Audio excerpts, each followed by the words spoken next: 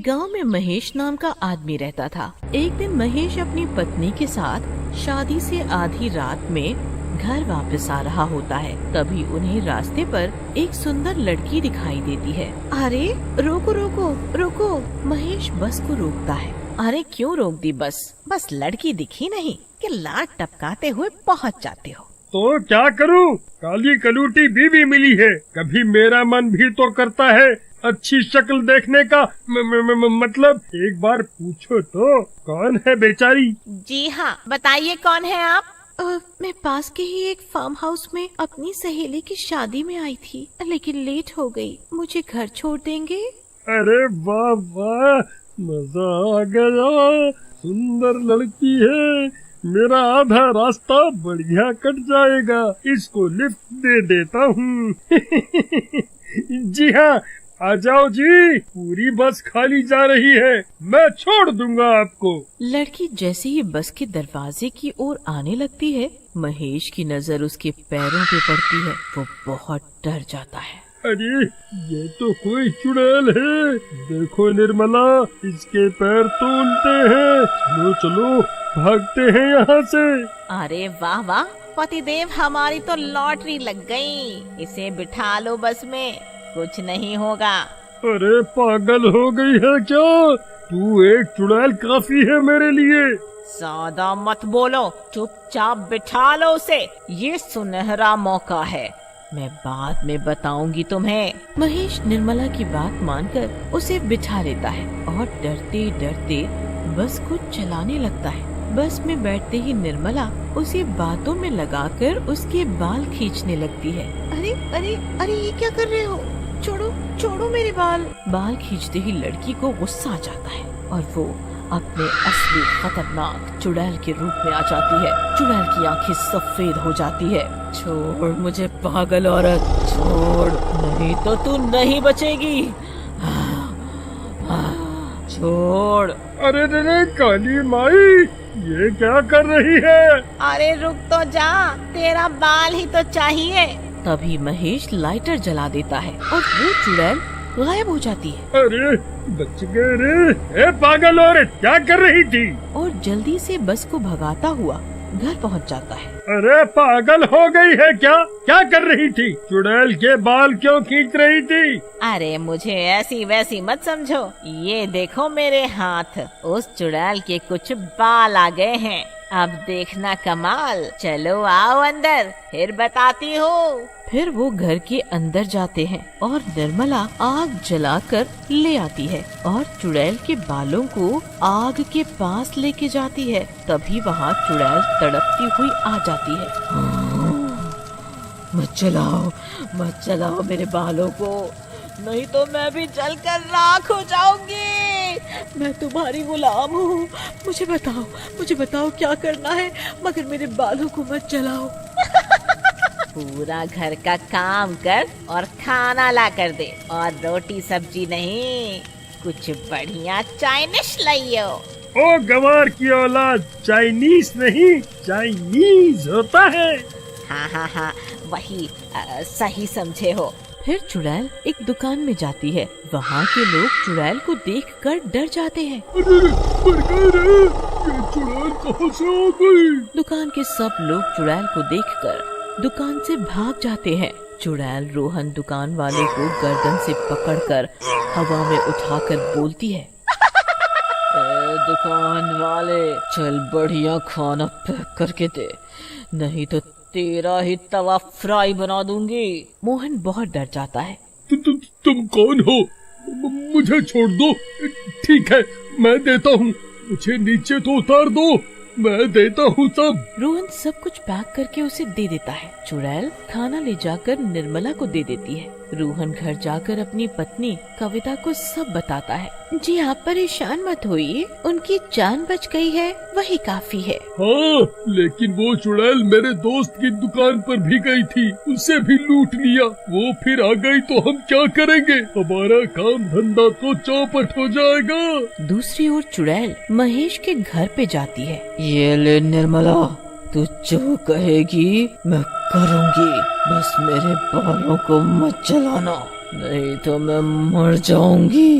मेरी जान उन बॉलों में है। हाँ हाँ हाँ हाँ, ठीक है ठीक है। तो जा, अब मुझे हीरे के महंगे महंगे जेवर लाके दे। फिर चुड़ैल, निर्मला और महेश दोनों के लिए हीरो के ऐसे ही धीरे धीरे वो दोनों गांव के सबसे अमीर परिवार बन जाते हैं और अपना घर भी बढ़िया बना लेते हैं। उनके घर अब सब कुछ होता है, टीवी, फ्रिज, सोफा। एक दिन कविता अपनी पड़ोसन निर्मला से, अरे निर्मला बहन, तुम्हारा हार और साड़ी बहुत चमक रहा है। ये बनारसी साड़ी और ये हार तो हीरो का लगता है जो तुमने पहना है। हाँ, ये हीरो का हार है। अब क्या करें, सब भगवान की दया है। पर तुम बुरा मत मानना, महेश भाई तो पूरे दिन घर पर ही रहते हैं, तो ये सब पैसे तो तू क्यों जल जल कर जल कुकड़ी हुई जा रही है। ये शहर जाते हैं, बस महीने में एक बार एक करके आते हैं। वो क्या कहते हैं, मीटिंग, हाँ वही करके आते हैं शहर से। मेरा मतलब मेरा भाई है वहाँ, बाकी सारा बिजनेस वही देखता है। ओ, तुम्हारा मतलब मीटिंग करके आते हैं। हाँ हाँ वही, सही समझी। ऐसे बोलकर निर्मला चली जाती है, पर कविता समझ जाती है कि कुछ गड़बड़ तो है। रोहन, मुझे लगता है कुछ गड़बड़ है। इतना पैसा कैसे आ गया इनके पास? इन पर नजर रखनी होगी। हाँ, पर मुझे तो अपनी दुकान की चिंता है बस, फिर से वो चुड़ैल ना आ जाए। फिर रात होते ही रोहन और कविता घर के बाहर टहल रहे होते हैं कि तभी उन्हें अजीब अजीब सी डरावनी आवाजें आने लगती है। वो आवाजें महेश के घर से आ रही होती हैं। कविता और रोहन खिड़की से झांक कर देखते हैं तो उनके पैरों के नीचे से जमीन ही खिसक जाती है। सामने चुड़ैल होती है और निर्मला और महेश आग जलाकर उस चुड़ैल को डरा रहे होते हैं और उसे और पैसे लूट के लाने को कहते हैं। ए निर्मला, अब मैं परेशान हो गई हूँ। तेरे लिए चोरियां करते करते, लूट मार मचाते मचाते अब बस बहुत हुआ। अब मुझे भी मांजर खून चाहिए। तुम्हारे साथ ये घास फूस खाकर मैं थक गई। मेरी भूख नहीं मिटती, मुझे मांस चाहिए। नहीं तो तुम दोनों को ही खा जाऊंगी। बहुत हुआ। अच्छा, भूल गई, तू मेरी गुलाम है, अभी बताती हूँ। फिर निर्मला उसके बालों को आग के पास ले जाती है। चुड़ैल तड़पने लगती है और जोर जोर से अपनी गर्दन को गोल गोल घुमाने लगती है। नहीं, मत जलाना, मुझे जलन हो रही है। मुझे छोड़ दो। ठीक है, जो तू कहेगी मैं करूँगी। छोड़ दे, मुझे छोड़ दे।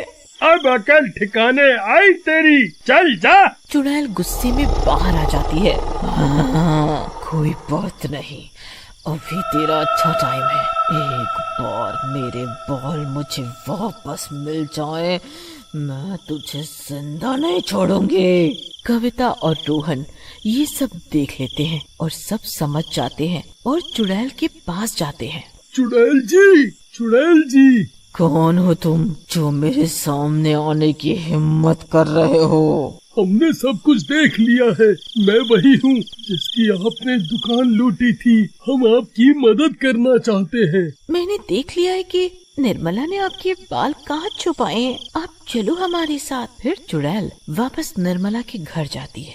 अरे तू फिर आ गई, समझी नहीं लगता है। अब मैं तुझे समझाने आई हूँ, बस बहुत हुआ। अपने फायदे के लिए तुमने मुझसे दूसरों का नुकसान कराया, अब बस। निर्मला चुड़ैल के बाल ढूंढने लगती है जो उसने अपने तकिए के नीचे छुपाए थे। क्या ढूंढ रही हो? जब तुम चुड़ैल से बात करने में लगी थी तब मैंने ये बाल निकाल लिए, ये तुम्हारे तकिए के नीचे से। फिर चुड़ैल निर्मला और महेश को अपने दोनों हाथों में उठा लेती है। अरे नहीं, मुझे छोड़ दो, मैं इस कलूठी की बातों में आ गया था। एक शहर में एक परिवार रहता था। उस परिवार में रवि और उसकी पत्नी राधा रहते थे। उनके साथ वाले घर में एक परिवार रहता था जिसमें मनोहर, उसकी पत्नी मीना और उनकी बेटी पिंकी रहते थे। राधा और मीना बहुत अच्छी सहेलियां थीं। एक दिन मीना कुछ काम से राधा के घर गई थी। वहीं पर पिंकी भी खेल रही थी। अरे राधा, अगले हफ्ते मेरे साथ बाजार चलियो, मुझे कुछ सामान लाना है। अरे मैं तो चल लेती, पर अगले हफ्ते मेरे भतीजे की शादी है गांव में। अच्छा, तुम्हारा भतीजा इतना बड़ा भी हो गया क्या? छोटा सा देखा था जब ये आया था। खैर चलो, मैं अकेली ही चली जाऊंगी बाजार। अरे ऐसे कैसे चली जाएगी अकेले? शादी में तुम लोगों को भी बुलाए है। मैं आज तुम्हारे घर बोलने ही आने वाली थी। हाँ, हमें भी बुलाए है। हाँ, वो तो अच्छे से जानते हैं तुम लोगों को। तो भैया भाभी ने बोला है कि तुम्हें जरूर लेकर आए। अरे वाह, अब हम गांव जाएंगे, शादी में जाएंगे, बड़ा मजा आएगा। अरे बेटा अभी शांत रह, अभी मुझे घर जाकर तुम्हारे बाबूजी से भी बात करनी पड़ेगी। मीना घर जाकर मनोहर को गांव में शादी में जाने को बोलती है, पर मनोहर फैक्ट्री में काम ज्यादा होने की वजह से मना कर देता है। अजीब, आप तो हमें लेकर कहीं नहीं जाते और खुद भी नहीं जाते, हम तो बस घर में ही पड़े रह जाएंगे। हाँ पापा, चलो ना शादी में, मुझे गांव में बहुत अच्छा लगता है। एक काम करो, तुम दोनों चले जाओ, मैं यहाँ रह लूंगा। नहीं नहीं, हम आपके बिना नहीं जाएंगे। अरे मेरी वजह से तुम क्यों रुक रहे हो? और रवि भाई साहब और राधा भाभी है तो सही। हाँ वो तो है, चलो आप अपना खाने पीने का अच्छे से ध्यान रखना। बस फिर सब लोग शादी में जाने की तैयारी में लग जाते हैं। पिंकी की तो खुशी का कोई ठिकाना ही नहीं होता। सब लोग 2 दिन बाद गांव के लिए निकल पड़ते हैं। पूरे रास्ते सब खूब मजे करते जाते हैं। कुछ घंटों बाद सब गांव पहुंच जाते हैं। वहां तो अच्छी खासी चहल पहल चल रही होती है। राधा और मीना बाकी औरतों के साथ बैठ जाती हैं। रवि भी शादी के कामों में लग जाता है। मम्मी मम्मी, मैं क्या करूँ, किसके साथ खेलूं? अरे बेटा देखो बाहर कितने बच्चे खेल रहे हैं, जाओ उनके साथ खेल लो। अरे छोटू इधर आ, ये है पिंकी और ये हमारी मेहमान है, तो जा इसको अपने सारे दोस्तों से मिलवा और सब साथ में खेलो। ठीक है बुआ जी। छोटू पिंकी को अपने साथ ले जाता है और बाहर सारे दोस्तों से मिलवाता है। चलो पिंकी, तुम्हें मैं अपने बगीचे में लेकर चलता हूँ। मेरे बाबूजी के वहाँ बहुत बड़े बड़े खेत और बगीचे हैं, तुम्हें वहाँ बहुत मजा आएगा। हाँ हाँ क्यों नहीं, जल्दी चलो। छोटू पिंकी को पहले पूरा गांव घुमाता है और फिर उसको अपना बगीचा दिखाने ले जाता है। उस बगीचे में एक बहुत बड़ा आम का पेड़ होता है जिस पर बहुत बड़े बड़े आम लग रहे होते हैं। अरे छोटू वो देखो ना, कितने बड़े बड़े आम, इनको देखकर तो मेरे मुंह में पानी ही आ गया। मुझे ये खाने हैं। खाने तो मुझे भी है, पर हम बहुत छोटे हैं, इसलिए हम इनको तोड़ नहीं पाएंगे। एक काम करते हैं, हम वहाँ से कुछ पत्थर लेकर आते हैं और उनसे इन आमों को तोड़ने की कोशिश करते हैं। हाँ, ये तो अच्छा तरीका है। दोनों बच्चे मोटे मोटे पत्थर इकट्ठे करके ले आते हैं। उसके बाद वो एक एक करके उन्हें आम के ऊपर मार कर आम तोड़ने की कोशिश करते हैं। वो बच्चे इस बात से बिल्कुल अनजान होते हैं कि उस आम के पेड़ पर एक भूत रहता है। वो भूत उस वक्त पेड़ पर आराम से सो रहा होता है, पर जब अचानक एक पत्थर उसके मुंह पर आकर लगता है तो वो गुस्से से तिलमिलाकर उठ जाता है। किसने मुझे मारा? किसकी इतनी हिम्मत हो गई जो मुझे मार सके? लगता है आज किसी की मौत आई है। भूत गुस्से में इधर उधर देखने लगता है कि उसे आखिर किसने पत्थर मारा, और तभी उसकी नजर पिंकी पर जाती है। पिंकी के हाथ में मोटे मोटे पत्थर होते हैं जिनसे वो आम तोड़ने की कोशिश कर रही होती है। भूत का सारा गुस्सा पिंकी को देखकर खत्म हो जाता है। अच्छा, तो इस बच्ची ने मुझे पत्थर मारा है। कैसे आम तोड़ने की कोशिश कर रही है? एक काम करता हूँ, मैं ही इस बच्ची की मदद कर देता हूँ। भूत पेड़ में छुपा हुआ ही आम तोड़कर नीचे गिराने लगता है। जैसे ही पिंकी उस आम के पेड़ से आम गिरते हुए देखती है तो खुशी से उछलने लगती है। ये देखो आम, देखो छोटू, मैंने इतनी तेज पत्थर मारा कि एक बार में इतने सारे आम टूटकर गिर पड़े।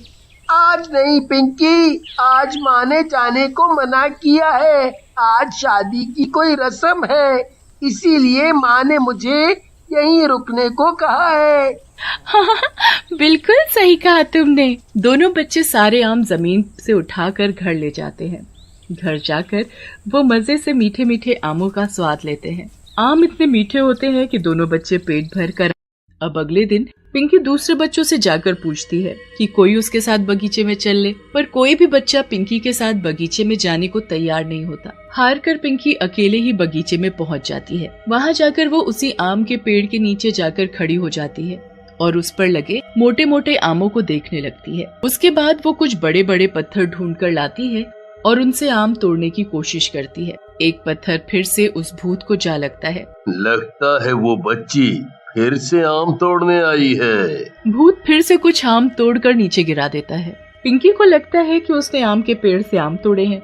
वो फिर से बहुत खुश हो जाती है। जमीन पर पड़े सारे आम इकट्ठा करना शुरू कर देती है। इस लड़की को आम कितने पसंद हैं। रोज ये इतने सारे आम लेकर जाती है। समझ नहीं आता ये इतने आम कैसे खा लेती है। धीरे धीरे काफी दिन गुजर जाते हैं। पिंकी रोज उस आम के पेड़ के पास जाती और रोज वो भूत उसे आम तोड़कर दे देता। पर एक दिन पिंकी आम लेने नहीं आती। भूत पूरा दिन पिंकी का इंतजार करता कि वो कब आएगी, पर धीरे धीरे शाम हो जाती है और फिर रात, पर पिंकी नहीं आती। आखिर वो बच्ची आज क्यों नहीं आई? क्या हुआ?